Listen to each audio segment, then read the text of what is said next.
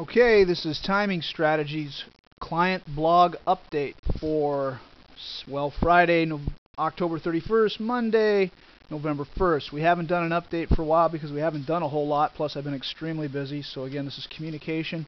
This is not a recommendation to buy, sell, or take any investment whatsoever. It's communication purpose only for clients. If you're not a client, please feel free to give us a call or an email. You can check us out at our website at timingstrategies.com. I encourage any comments, questions, or any other sort of communication. So let's get started.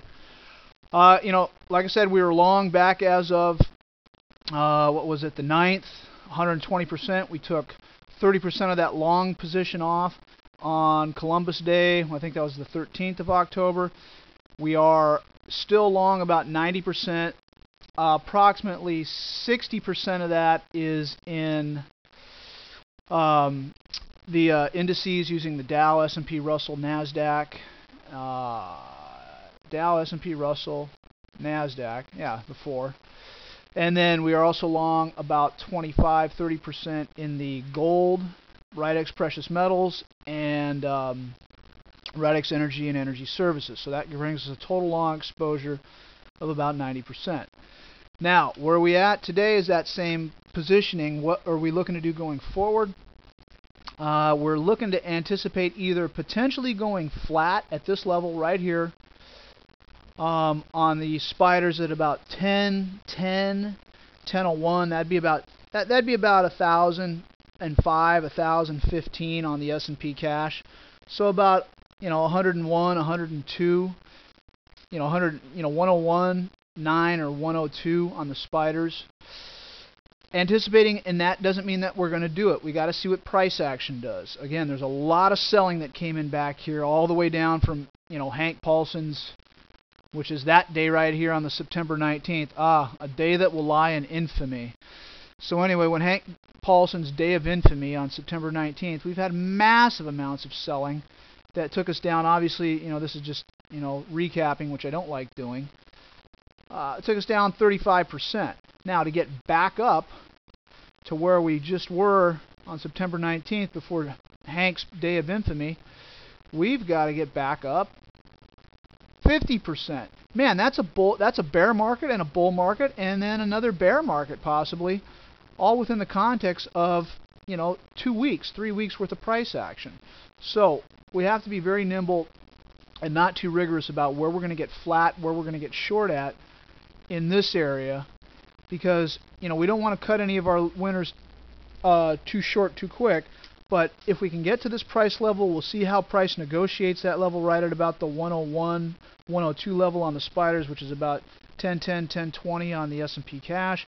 If we get up there and we can hold it, and we can demonstrate the strength in my filters, my filters and everything else, and discretion. This is a 90%, 85-90% system-based approach with a 15 to 10% discretionary involvement whatsoever, involvement total. So what we get at that level, at the 102 level, 103 level on the spiders, will determine what we're going to do. And if we can hold that long position that we still have back up to right here, like we're saying, at about 110 on the S&P cash, so that'd be about 10,020, or excuse me, 1,020 on the S&P cash. This is just where we're going to start looking to get short. Right around here at this level, we will absolutely look to get short about 40 to 60%. And that's at about 1,100 on the S&P cash, right about 1,100, give or take.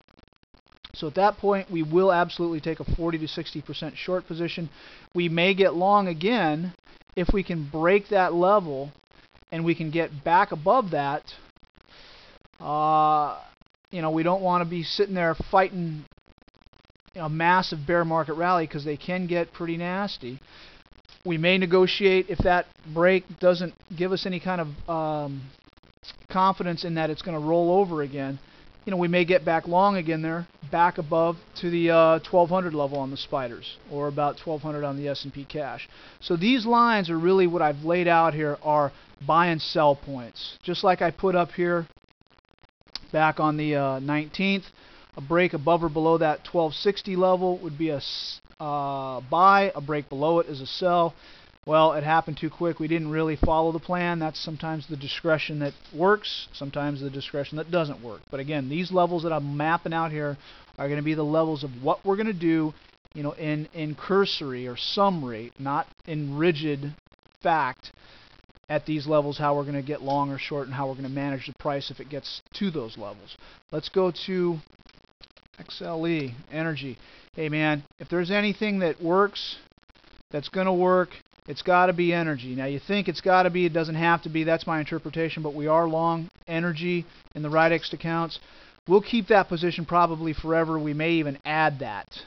So even if we do get short on the spiders or on the S&P and everything at these levels that we're speaking about right now, we still will maintain the long position in the energies and then go short the indices, and then we will also maintain the long positions in the precious metals, which we are long right now about 15% from this point right here. I'm losing some of my markings that I put on here, but we are long 15% in the RIDEX precious metals. As of that point, we were long 10%. We added into that. I did not update that. So again, from what the heck was that, the 10th or the 11th, we did get long about 15%.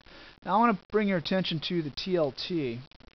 TLT is a proxy for the U.S. government bond. I really think that we're setting up for a massive bear market in bonds. And if we can get, and basically we've broken this high. I have not gotten short bonds yet. I was short on the TLT and I lost all my markings on this stuff. I was short as of up here, 10-15%. I took it off on the 10th and I exchanged it for being long on the S&P and the indices because the upside on the S&Ps was greater than the downside. Excuse me, that was the 10th. The upside was greater on the S&Ps than there was, I thought, as far as downside in the bonds. I really believe that we're going to see, and I'm going to go to a little longer time frame here, I think we're going to see a massive, massive bear market in bonds that's coming. So I will be getting short bonds starting Monday or Tuesday, depending on what kind of price action we get for the RIDEX accounts and the Schwab accounts. Let me get a refresh here because that's bad tick data. I anticipate that the bonds are probably going to wind up dropping by about 15-20%. That's my guess, but that's going to take a long, long time, and bonds basically move slow, but they trend. Once they trend, we've taken out this level on the TLT, which is equivalent to the 30-year bond, taken out that high at about 97. So again, any kind of bounce that I can get back up, and I still might go short, regardless of whether we get a bounce or not, just about how much. Any kind of retrace back up into that range to just under that 97 level on the TLT, I will be getting short the RIDEX using the RIDEX Inverse Government Bond Fund.